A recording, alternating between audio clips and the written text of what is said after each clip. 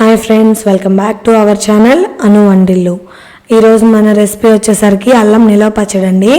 మా అత్తయ్య అల్లం నిలవ పచ్చడి చాలా టేస్టీగా చేస్తుంది. సో మీకు కానీ ఒకసారి మా అత్తయ్య చేసే విధంగా చూద్దామని చెప్పేసి మా అత్త పచ్చడి పెడుతుంటే నేను వీడియో తీసుకున్నానండి. ఇప్పుడు అల్లం పచ్చడికి కావాల్సిన ప్రాసెస్, ఇంగ్రీడియంట్స్ అన్నీ చూసేద్దాం. ముందుగా 1/2 kg అల్లాన్ని తీసుకొని శుభ్రంగా వాటిని పీల్ చేసేసి చిన్న చిన్న ముక్కలు కట్ చేసి ఆరబెట్టుకోవాలండి. అలా ఆరబెట్టుకున్న దాన్ని నేను చూపిస్తున్న విధంగా కొంచెం నూనె యాడ్ చేసుకొని లో టు మీడియం ఫ్లేమ్లో అల్లం ముక్కలన్నిటిని వేయించుకోవాలి. ఇక్కడ అవి వేగేలోపు మనం వీటికి కావాల్సిన ఇంగ్రీడియంట్స్ అన్నీ చూసేద్దాం. 1/2 kg అల్లం పచ్చడికి 1/2 kg బెల్లము, టేస్ట్కి తగ్గట్టు ఉప్పు, కారం, పసుపు, జీలకర్ర, మెంతులు, ధనియాలు అండ్ కొన్ని వెల్లుల్లిపాయలు. ఈ ప్రాసెస్ అంతా మనకి 1 by 1 ఎలా వేయాలి ఏంటి అనేది మనం వీడియోలో చూద్దాము. చూసారు కదా, ముక్కలు బాగా వేగుతున్నాయండి. మనకి ఏంటంటే లో టు మీడియం ఫ్లేమ్ అయితేనే లోపల పచ్చివాసన లేకుండా అల్లం బాగా వేగుతుంది. ఇక్కడ మా అత్తయ్య చూపిస్తున్న విధంగా ముక్కల్ని ఆ కలర్ వచ్చేదాకా వేయించుకోవాలి. అలా వేయించుకున్న వాటిని తీసి పక్కన పెట్టుకొని చల్లారేదాకా ఉండాలండి. తర్వాత మనము డ్రై ఇంగ్రీడియంట్స్ అన్ని దీంట్లోకి వేసే పౌడర్ కోసం డ్రై రోస్ట్ చేసుకోవాలి.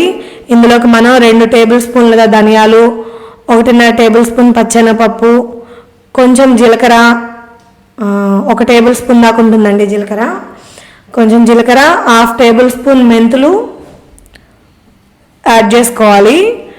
అవన్నీ లో టు మీడియం ఫ్లేమ్లో దోరగా వేయించుకొని పక్కన పెట్టుకోవాలండి. తర్వాత మనం పచ్చడి కోసం పోపు కానీ ముందే వేసి పెట్టుకోవాలి. సో పచ్చడి కోసం 150 ml ఆయిల్ తీసుకొని అందులోకి 1/2 టేబుల్ స్పూన్ జీలకర్ర, 1/2 టేబుల్ స్పూన్ మెంతులు, 2 లేదా 3 ఎండుమిర్చీలు విరక్కొట్టేసి వేసానండి. తర్వాత కొంచెం కరివేపాకు వేసి స్టవ్ ఆఫ్ చేసి పక్కన పెట్టుకోవాలి.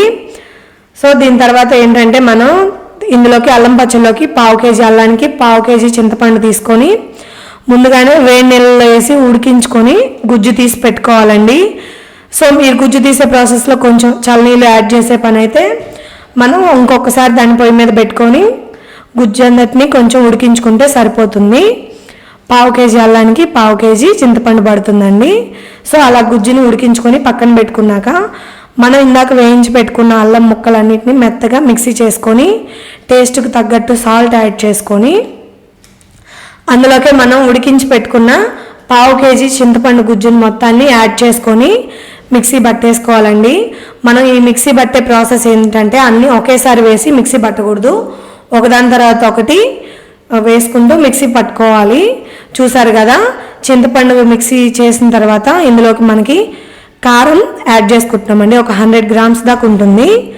అలా కారం యాడ్ చేసుకొని ఒక పల్స్ మళ్ళీ మిక్సీ పట్టేసుకున్న తర్వాత ఇందులోకే మనం కొంచెం పసుపు అండ్ 1/2 kg అల్లంకి 1/2 kg బెల్లం పౌడర్ అని చెప్పాను కదండి, ఆ బెల్లము వేసేసుకొని మిక్సీ పట్టుకోవాలండి. మళ్ళీ ఇది మొత్తాన్ని మనం చూసారు కదా 1 by 1 వేసుకుంటే మనకి పచ్చడి అనేది ఈవెన్గా మిక్సీ అవుతుందండి. లేదా కొన్ని అన్నీ తిప్పేసామంటే కొన్ని పలుకులు పలుకులుగా ఉంటుంది.